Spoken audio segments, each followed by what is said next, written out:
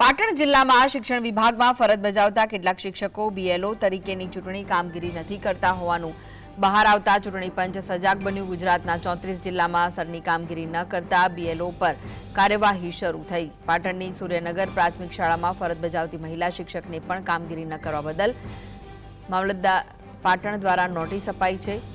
જિલ્લામાં અનેક શિક્ષકોને આવી નોટિસો મળતા શિક્ષણ જગતમાં રોષ ફેલાયો। શિક્ષક મંડળનું કહેવું છે કે વધારાની ચૂંટણી કામગીરીના ભારના કારણે શિક્ષણ વ્યવસ્થામાં વિક્ષેપ ઊભો થયો છે અને સ્પષ્ટ માર્ગદર્શિકા જરૂરિયાત બની છે।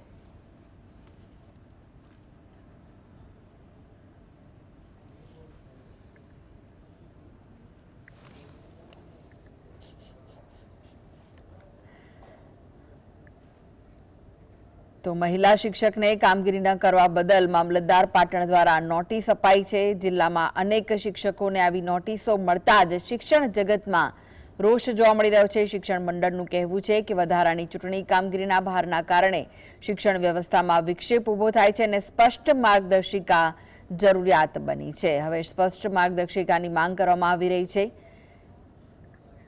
તો વધુ વિગતો માટે જોડાઈ ગયા છે સંવાદદાતા અલ્કેશ। અલ્કેશ, શું છે વધુ વિગતો?